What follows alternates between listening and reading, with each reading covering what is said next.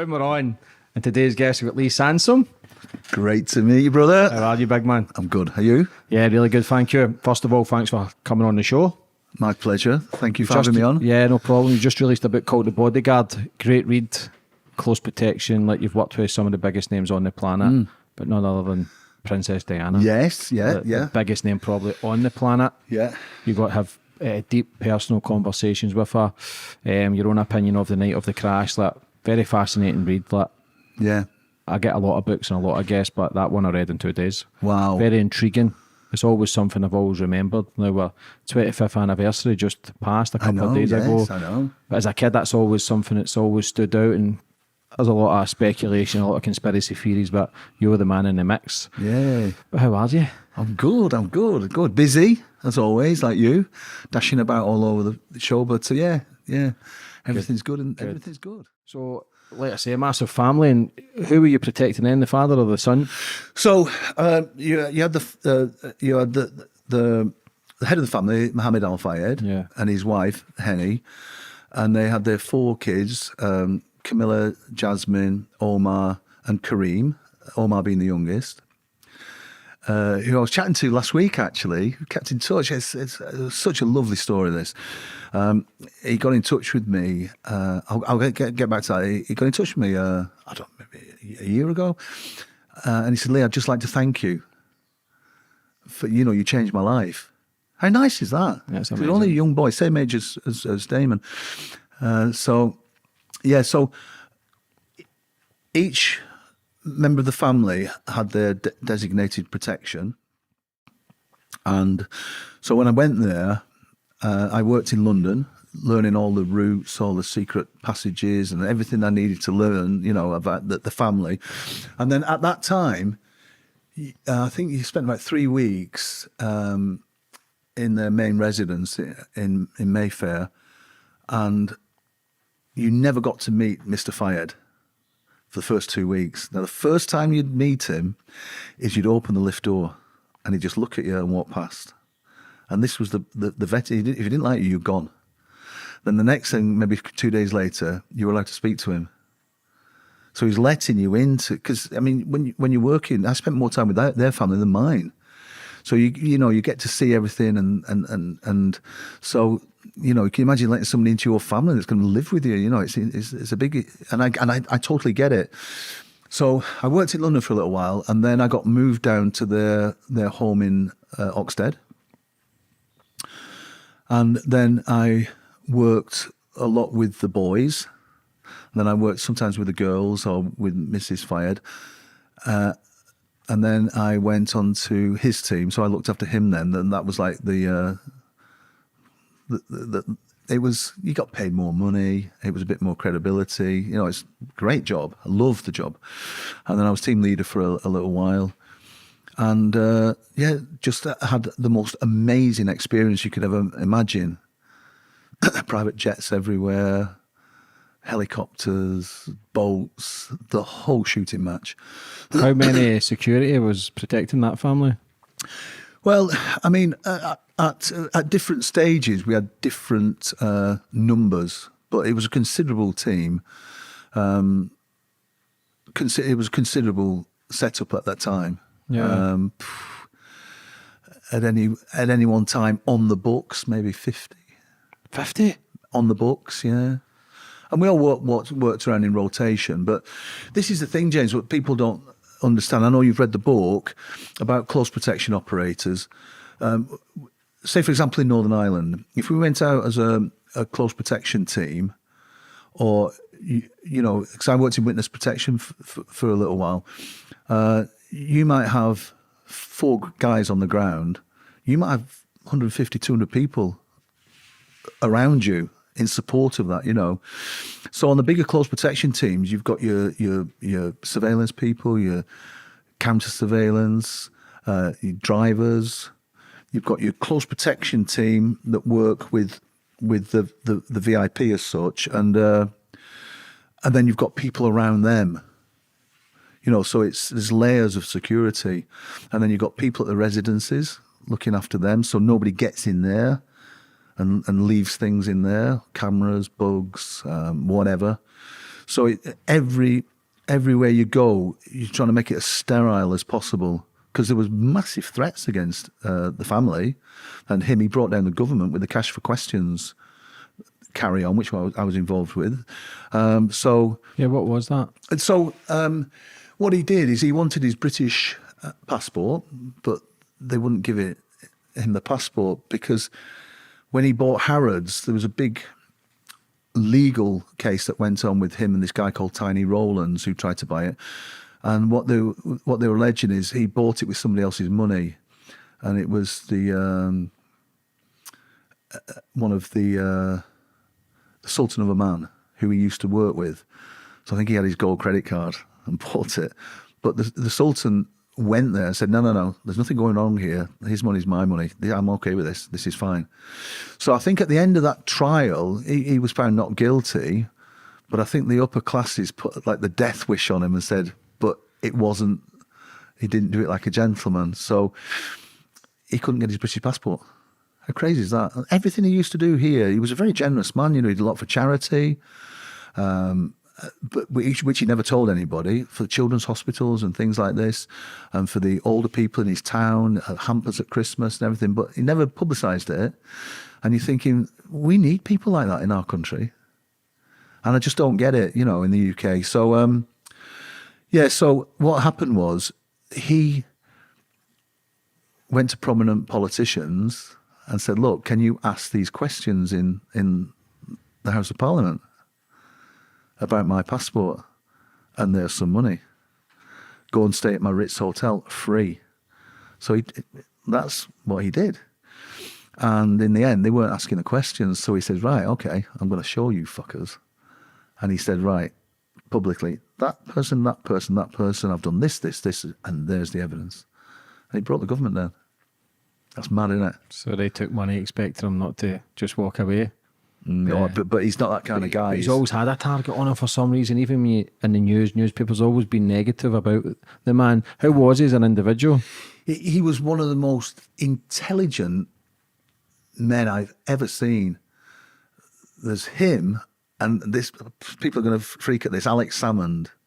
I worked with Alex during the referendum. What an incredibly intelligent guy he is. Irrespective of his policies and what he believes, just him as a human being, hyper intelligent, incredible.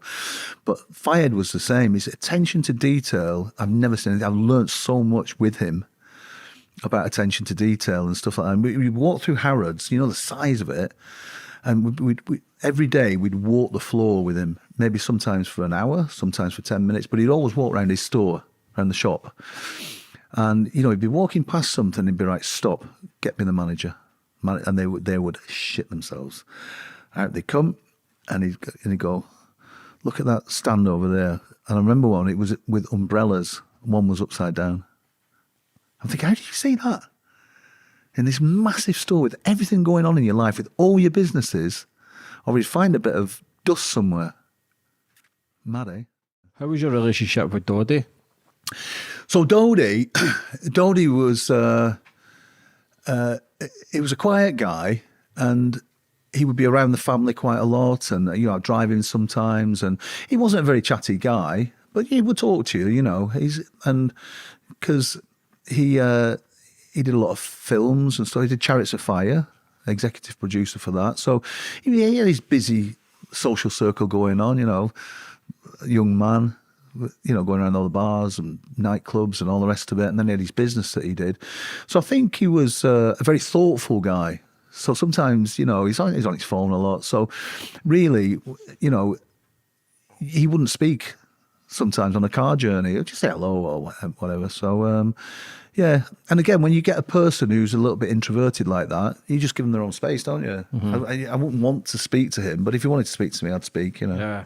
So obviously you've got your team then. It's a pretty good job. You're loving it, paid well. When did you find out it was with Princess Diana? So I'd been out to Saint-Tropez that year before for a couple of weeks with the family. And then when I came back, so generally we'd work 2 or 3 weeks on, 2 or 3 weeks off. So we'd only work 6 months of the year on that job. And it did sometimes, 7 months maybe. So I knew she was coming out before I went on back to Saint-Tropez. Was that before it was in the press or the news or anything? Yeah. So we knew but she'd been seeing Dodie, the various teams we had in all the various locations, we'd get fed back, all the intelligence would come back to us. So when you went on to work, we had a book that everything was recorded in. So when you went into work, you get the book and you just read through it, see where everybody was in the world, what they were doing, where the family were. Because, these families like the Fayeds, I could go into work on say a Monday morning, there may be no family there. I've gone to the airport with my kit for the Balearic Islands and I've ended up in Gstaad with your hats and your shorts and all the rest of it. So you wouldn't even know where you were going to go sometimes, But the Fayed family was so generous, they buy you all new clothes and, whatever you needed. Very, very generous guy. So you go in, find out where all the family were, and then obviously there was intelligence coming back from our teams that Dodie and the Princess, so we knew they were seeing each other, but I wasn't interested. I had other things to do, because there's a lot of pressure when you do that job. You've got to be on the ball. So when we knew she was going to Saint-Tropez, it wasn't a shock to us. How was that then, that protecting a family and then the most famous woman on the planet getting involved, who then never had any security? Because when she was left the royal family, it took her security away. So did you just have to enhance security even more, or just be more aware? Yeah, we enhanced security for that trip, and the Princess came out with the boys, Harry and William, and they had a policeman each from the Royal Protection that came with them. 2 great guys. And because it was that busy with the paparazzi, you have never seen anything like it in your life. What was the first conversation you had with Diana? Yeah, the first conversation I had with her, she was getting off the tender, the small boat that came from the super yacht, one of the super yachts. And she comes in, and the paparazzi didn't know we were there then. This is day one. So I just leant over and gave him my shoulder, because you don't want to put your hand out. Some people don't like touching you. The high net worth individuals, they don't even like touching you, So I just put my shoulder down for her to lean on if she needed to. She didn't. She just jumped straight out like a flipping dying. But she's a fit lady. And she said, "Oh, what? More heavies?" And smiled at me and laughed. And I introduced myself, and that's the first conversation I had. So when she said more heavies, she meant obviously more protection. Mm-hmm. So how was it as the holiday was going on, once the media and that started finding out where they were? Did that sort of give a lot of unrest as well, especially with cameras? Could potentially be guns behind it, or people trying to attack? Was that always a concern? Yeah. It's the Princess then, she was the most well-known person in the world, without a shadow of a doubt. And she was doing all the demining stuff. She wanted to stop them doing landmines. So there was people that she was obviously upsetting there. So and various things, and high net worth people, stalkers. She had a lot of stalkers and stuff like that we knew about. We had pictures of them and things like this. So with the paparazzi, they were so aggressive. I think day 2 they started, and then there was 2 of them, and because we wouldn't let them into where they wanted to go on the beach, because the beaches in France, they're not private, so they wanted to go on the beach, well, we wouldn't let them. And I think we upset them a little bit. One of my friends banged one out, because they had protection with them as well, some of them. He had a protection. Why? Because they're so aggressive in what they're doing. They know that people can get aggressive with the cameraman, so they call it backwatch. So some of them had their own protection. So a friend of mine, he banged out the protection guy, and we sent them on the way, and they said, "Right, we're going to tell everybody now," and they did. And there were hundreds and hundreds of them. Just it was just insane. At one stage, I was looking, and there must have been to our left maybe 100, to our right maybe the same. There must have been 50 boats just off the beach, this small beach, the Fayed beach, and there was even a helicopter going over. Because I think then some of the iconic pictures you see of the princess. There was one of me and her in a boat where she's whispering to me. That made it all over the world. Some of them sold for €1 million. So you can see why they were so aggressive to get in and get in your face and try and take a compromising photo, or airbrush it, which they did then. I don't know if they still do it now. You never know. Yeah. I would hazard a guess. But there's a famous one of her saying she's pregnant in this like a leopard type print, and we looked at it and we're going, that's not her. They altered the photograph and they made the story up. Yeah, Frontline News, Diana's pregnant. It's going to sell all around the world. Yeah, going to make them a lot of money. Yeah, because see when she's like, does she have any agreement with the press to say like take photos there and then try and leave me alone, or was it just a case that she had to surrender to what was around her? Yeah, she did. And we would speak to the princess in the morning. She'd come down in the morning and I would chat to her on the beach. That was her like routine. And she said, look, this is what I'm going to do. This works. She said, I'll pose for photographs from them. We'll tell them they can get the photograph. I can manage it. They'll get the photograph and then they'll go. And their sort of like MO would be, once they got the photograph, they'd go into Saint-Tropez and they'd all get pissed. And then they'd turn up later in the morning. That's what they did. So she would, some of the pictures you've seen of her sat on various things and just like reclining in the sunshine. They'd take the photographs and be like, look at her lapping it up. She loves all this, posing for the camera. Bastards, eh? Yeah. And she only did it so that they'd go and the children could go and play in the sea. So she couldn't do right for doing wrong. Can you imagine living in that life?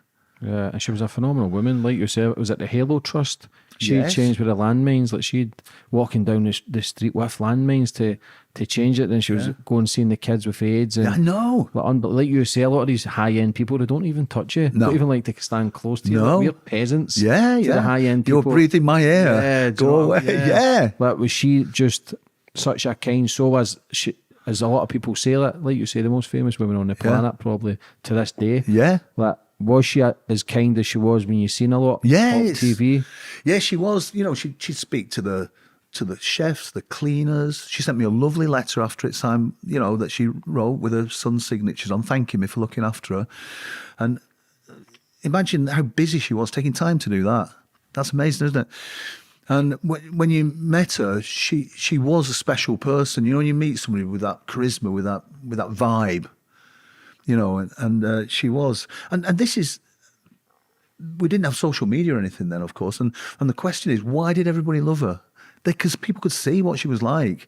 And the media, especially the media in the UK, the tabloids then, just destroyed her. I just find it hard to believe that they could have wrote so many good things about her, but chose not to. Bad news sells in the UK, right? Yeah. Did she ever read the articles herself? I think she did. Yeah, there was one with a picture of her. I think it was the Sun newspaper or one of them. There was a picture of her and a picture of Camilla. So it was a beautiful picture of her and an awful picture of Camilla. How can you do that to people? And I think it said, Charles chooses her over her, that kind of thing. It was headlines, front page news. I saw it in the newspaper that morning and I was like, oh my God, what a bad position to put Camilla in, and Prince Charles and the princess, and they've got kids. Why would you do that? Sells papers, right? So I said to the princess, I said, have you seen the daily papers today? Because I wanted to just give her the heads up as to what was in. And she said, are you meaning that article in that paper? And I said, yeah. Like, are you okay with it? And she said, well, it's his choice. I just changed the conversation. Great. That says a lot about a person, that, doesn't it? And, you know, and seeing her play with her boys, what a great mother she was. Delighting in playing with the boys. You could hear her hooting and hollering, and you know, and she was a lovely, lovely woman. Yeah. Do you not get your buzz felt though? Because did they not go dancing, Princess Diana and Doddy, and you were kind of making a dig at his dancing? I know. You know, when something comes out your mouth and you go, "You dick! Why did you say that?" And she was known for dancing. She was a good dancer, and she danced with some of the top professional dancers, and you know, she obviously liked dancing. Dodie, on the other hand, wasn't as gifted. He was gifted in many things, but dancing was perhaps something he needed to pay a bit more attention to.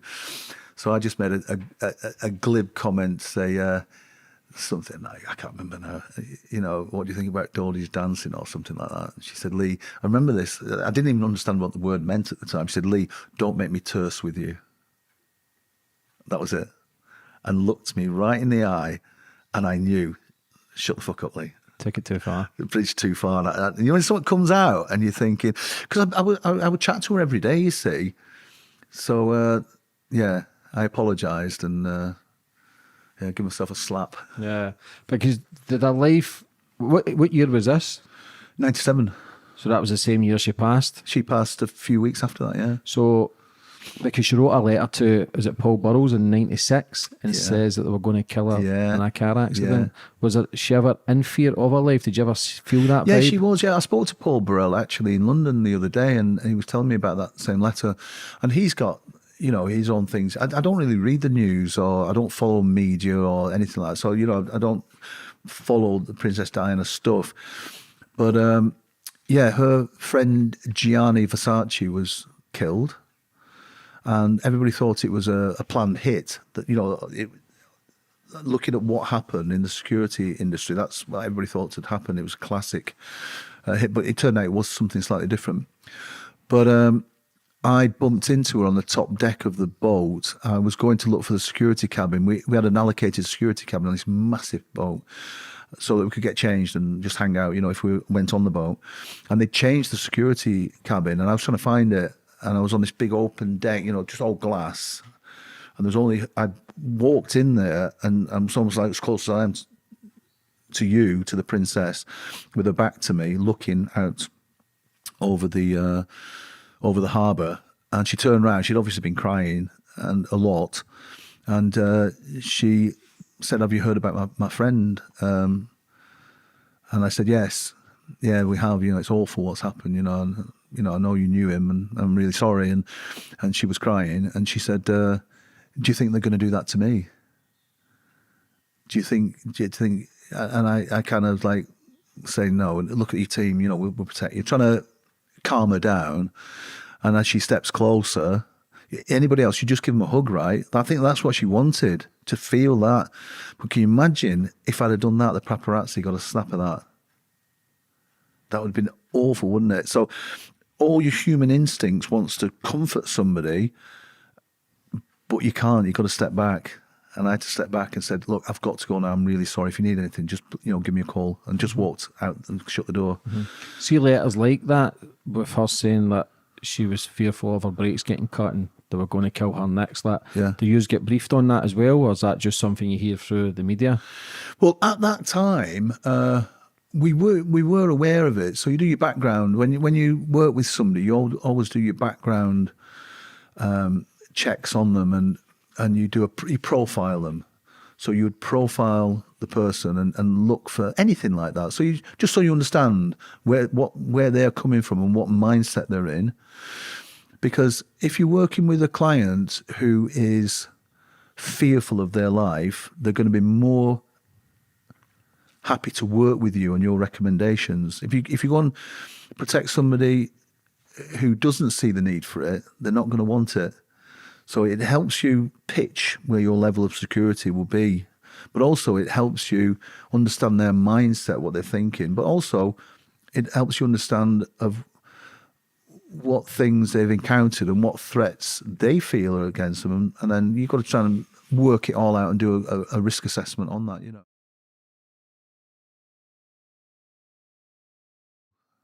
Yeah. So how was Prince William and Harry? How were they both as kids? Great kids. Yeah? Yeah. Harry, naughty little boy, mischievous boy, reminds me a lot of my son, Damon, when he was little. And William was like a more thoughtful boy. But we would sit for hours chatting with them on the boat when we tried to sail off to various beaches that we knew the paps couldn't follow us. And they would eventually catch us, but, you know, the boat would go out, we'd say, "We've got an hour and a half here before they come," and then we'd move. So the boys would sit with all the security guys and chat to us because they were fascinated by the military at that young age. And everyone was telling stories, and they were telling us stories about stuff they'd done at school, which I would never repeat because some of them are quite funny.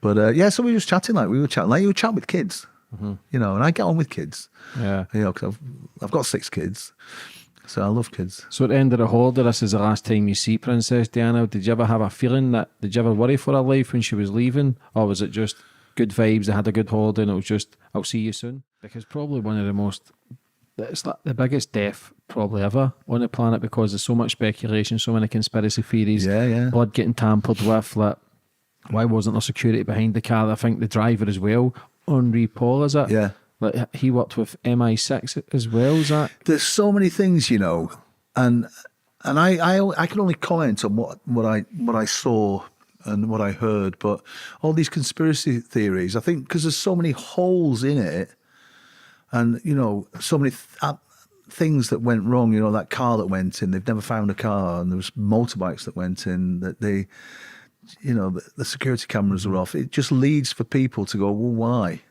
Why did that happen? Why did what's the problem with the blood? When they first searched his flat, they found 2 bottles of booze. Then when they searched it again a few days later, they had enough to stock a bar. Why did they miss it? Or did they? And I think actually, I was reading through the coroner's inquest. I gave evidence down there, and I think the policeman who was in control of the search said, yeah, I agree. It could have been put there after the first search. So even those small things are enough for people to just grab hold of them and go, right, well, if that's wrong, what about this? And they start looking then, don't they? But I don't think we're ever going to know what happened in that tunnel. I do say in the book, I believe the intelligence services were there. And why would they not be looking after, watching what was happening? I would be surprised if they weren't. Can you imagine? Right. Imagine this. So you're the head of the intelligence services, let's say in the UK, for example, and we're at a bit of a meeting, and you say to your heads of your department, right, so where's Princess Diana now, the mother of the heir to the throne? And they go, I haven't got a clue. It's not going to happen, is it? You know, it's so I think that alone that they denied, and my evidence about that was kind of not thrown out. It was the barrister tried to belittle what I was saying, and it didn't go too well for him, actually. But you know, I think when people look at it and go, right, well, the intelligence services had no idea what went on. The cars was never found. The security cameras were off. There was motorbike scene going in. There was this. Quite easily, you can start saying, hang on, what's gone on here? And I think that's what's happened, really. I believe it was a tragic accident, but I believe that there are people that knew what went on in that tunnel, and I don't think we'll ever know. And you know what, as well, you know, James, you know, our secret people, and they don't want to be, we don't want people to know what they do, because they look after us, they look after the country, they look after our safety, and they do an amazing job. So I get it that they can't say that they're in certain places, and I understand why, and thank God that they're there to look after us all. But I think it may have even been the French, but I do believe there were people in there, and I believe it was the people on the motorbikes. That's just my gut feeling, because I'd stopped 2 guys in Saint-Tropez. So we're whizzing through Saint-Tropez. And I say whizzing, we're not speeding. Let's just let everybody understand that they see bodyguards whizzing around in cars and all the rest of it, and speed kills. And if you speed into an ambush, you go into an ambush quicker. So that's you know, that's for Hollywood. So we're driving down, and so we had a convoy of vehicles, and we'd sent a couple of cars out before, so the paparazzi didn't know, you know, they might have followed one and said they're not in that one, or they're not in that one, because all blacked out windows. So the convoy goes down this, and we go down this narrow road, just enough to get a car down, maybe a foot and a half each side. And I was in the last car, my plan, my master plan. So we were in the back car, an armoured car.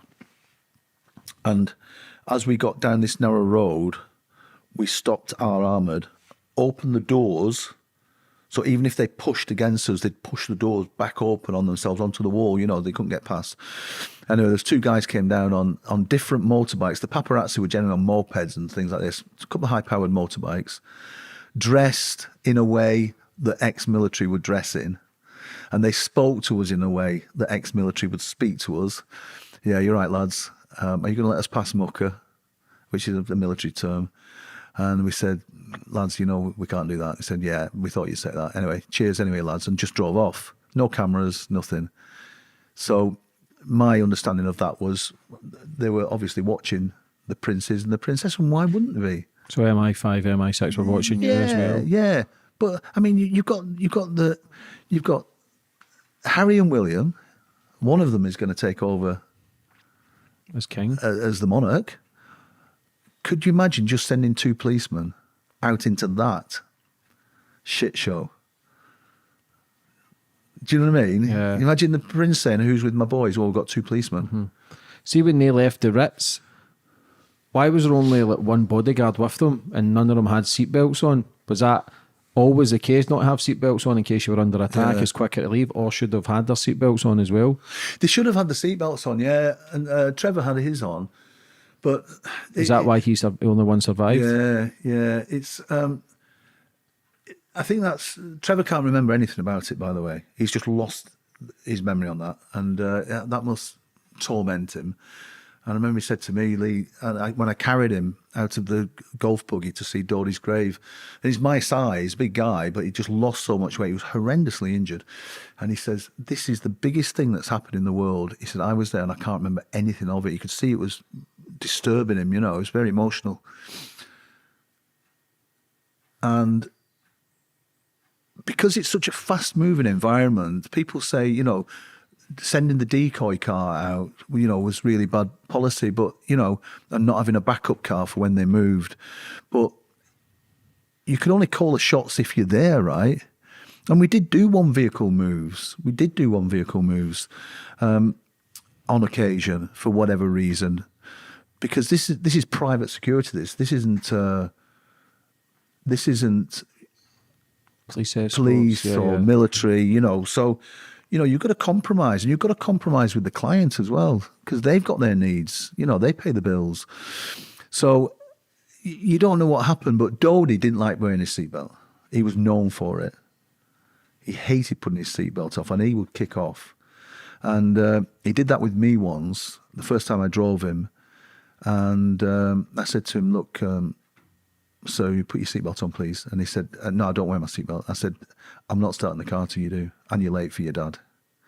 And he says, I'm not putting my seatbelt on. I said, right, okay. Next thing I'm going to do is I'm going to call your father. You can explain to him. And he put his seatbelt on. Because Mr. Fayed, one of his big rules was everybody must wear a seatbelt. He was really big on it. And it's so tragic that it was that killed his son, something his father, you know, if you were driving the kids without a seatbelt on, you get sacked. Because his dad said, just stay here, and then they wanted to leave at such a late time, because their route changed as well. Yeah. Even going under that bridge, it shouldn't have happened. Yeah. Why was that route changed, do you know? I don't know. It's one of those things, it's such a fast-moving environment, you know, James, that unless you were there, everybody's got an opinion on it, everyone, but unless you were there at the time, Trevor can't remember. Kez has got his opinions on things, but had the crash not happened, we wouldn't be having this conversation. Yeah. You know, so it was just an awful thing that happened. Because when in the bridge, I think 7 of the paparazzi got to jail.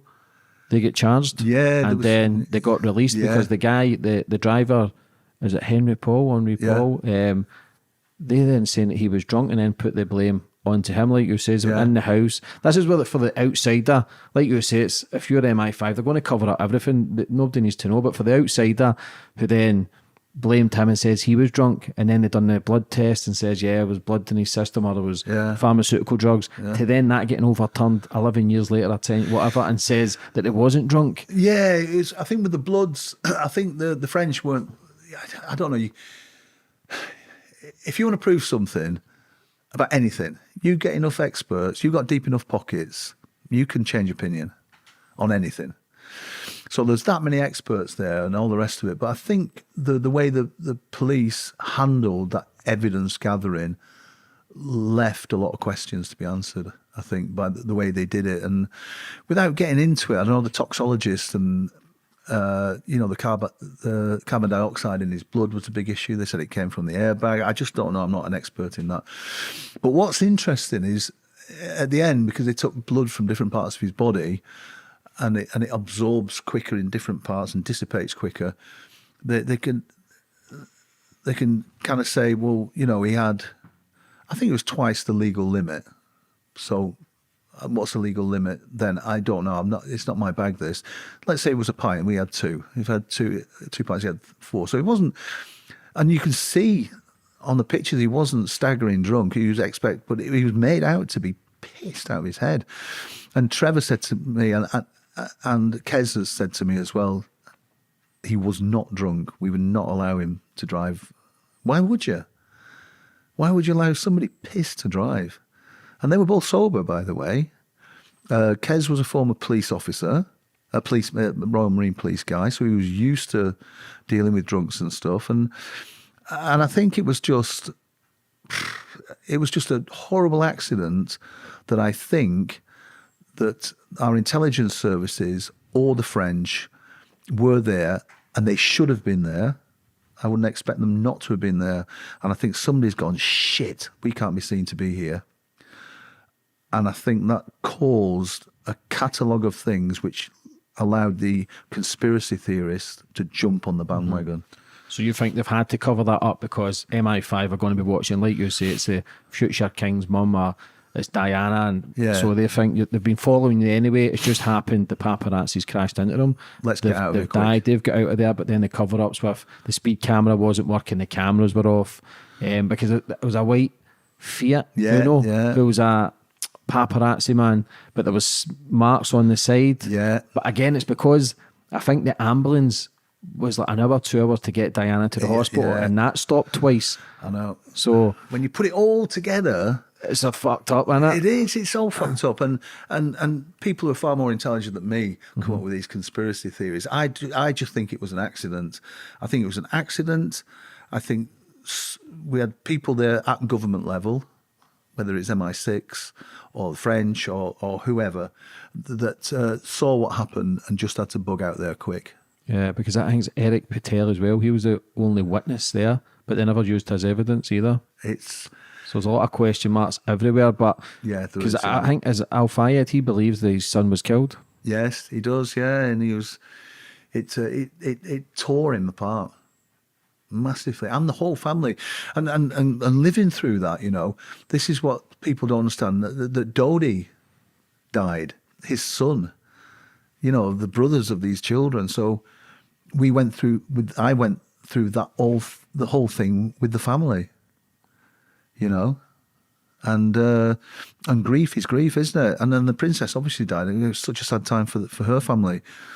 But it was interesting that she told me that she'd gone to the highest level in government and asked them to create a bill to get to calm this down.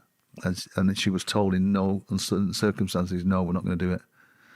And she said, I didn't cry in front of them. I waited till I got back in my car to cry. Yeah, but was that not Tony Blair that never done that? She wanted to take away the paparazzi or get security, but Tony Blair signed it to say no. But yet he was speaking at a funeral. I know. That's fucked up, isn't it? Why did that happen? When I saw that, I was like, this is fucked up. Yeah. But hey. And she said to her, well, if I take the paparazzi off you, they're going to come for me. How fucked up is that? Who said that? The princess. But who said that to her? Tony Blair? Yeah. So he says, if I take the paparazzi on you, they'll come at me? Yeah. My government. Fuck. Mate, she was so upset when she was telling me. And I don't have an opinion on Tony Blair. I don't have an opinion on the government. I can only say what I heard and what I saw. And that's it. But... and people are people, aren't they? At the highest level, people are normal people, and they're in it for their own agenda, what they can get out of it. Yeah. Mad, isn't it? Yeah. Fucking mad, mate. Sad as well, man. It's sad, yeah. But there's just so much speculation around that because there's still especially the 25th year anniversary, Yeah. and there's still never been answers. But like you say, that higher power, you're never going to get the answers, and that's why all the speculation. Because who says what's right or what's wrong? You don't really know, because there was never an inquest either. What should have been, is that not law, that if a British person passes away over abroad, then there should be an inquest if there's speculation around the death? Yeah, there's so much. I've spoken to very, very senior policemen about this, and they have their opinions. And, you know, I don't kind of trouble my mind with that. It's just like the JFK thing. Very same, isn't it? Very. I know that was, you know, he was shot. I get that, but I think when the criminal trial went on, and years later, you had the coroner's inquest. Two different things, but I think that set the precedence. That criminal trial that went ahead, and then when the coroner's inquest went on, I had two people from Scotland Yard here. They stayed here for 3 days, questioned me for 3 days, and they were great guys, by the way. And I think had that level of inquest had gone on at the first trial, various things might have unfolded differently. Because I bet you'll never know. the tunnel as well, they'd opened that up 4 hours after the crash. Jet cleaned it, jet washed it. And then you've got Prince Harry saying that he had to leave because he didn't want to end up like his mum. Mad, eh? Do you know what I mean? And it's sad. Like, there's so much madness goes on. But again, it's for the human mind, it's still, you're intrigued by it. 25 years later, we're still talking about it. I know. What would your full rundown be on it all? In your own professional manner? Yeah, I think it's an incident that happened, and they'll be talking after it long after we've gone. But I think some people make their living out of it, don't they? Out of Princess Diana and regurg. I mean, you get. I think that's why I've been on so many shows and this and all over the world, because people love the princess. They still do. If they can get her picture on the front of their magazine, it sells that magazine like crazy, or that newspaper. So she's still people, you know, the people's princess, and people just loved her. And people, you know, it's just crazy, isn't it? Yeah, there was rumours that she was pregnant. Is there any? We did a sweepstake to see if she was, because we looked and we were like, she's not pregnant, but you never know. So we did a bit of a sweepstake. Yeah. But no, we didn't. She didn't show any signs of being pregnant. But again, if a female was pregnant at a young stages or early stages, you wouldn't know. Where did you hear the news that she had passed away? So I'd got. Where I'd been? I'd been somewhere. I'd gone back. I'd been. I think I was actually back in Saint-Tropez. Yeah, I was. I went back to Saint-Tropez for a couple of weeks, and it was like a walk in the park, man. Because it was just a family there. I was like, yes, this is brilliant. And I came back home. I think I slept for a couple of days, and then I had a barbecue at my house, and invited all my family around. And on this one particular night, I started to clean up.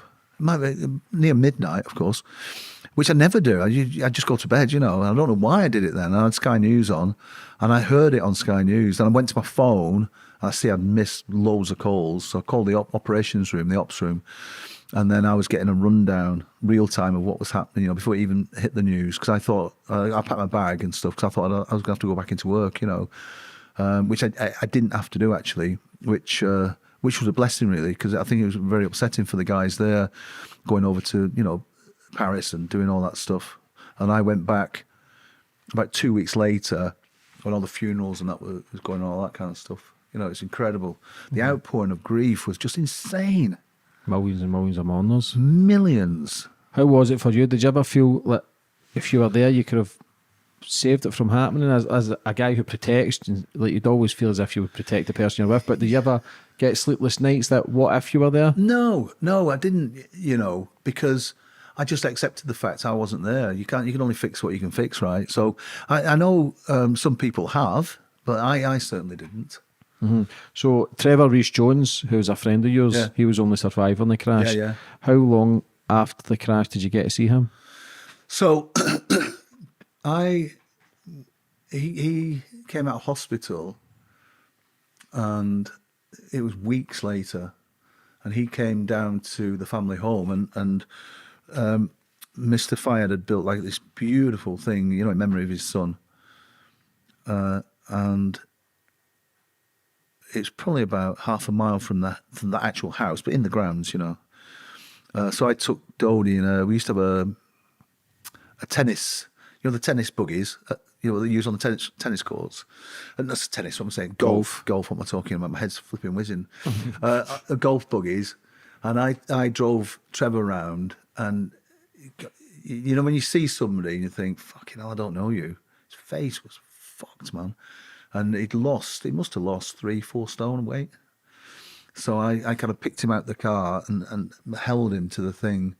And he was just like, it was like a 90-year-old man. You know, how much trauma he'd had. And that's when, you know, when I spoke to Trevor, and he was very emotional, so was I. But, yeah, I've seen him since. And, yeah, he's a great guy. Real professional guy. And you know, if somebody was to say, look, somebody's going to look after your family, I would choose Trevor. Because he's such a good bloke, you know. How hard is that to see a brother suffer like that, like on the job, trying to protect people, but then the effects it has on the people who do protect? It is. It's the more you see it, James, the more you're okay with it. You know, a lot of my friends, you know, quite a few of my friends have killed themselves, and when you're trying to help them through it, you know, they're self-medicating with which we all have with various things, and it's so sad that really proud men's men, can crumble like that and kill themselves. How fucked up is that? Yeah, it's sad, isn't it?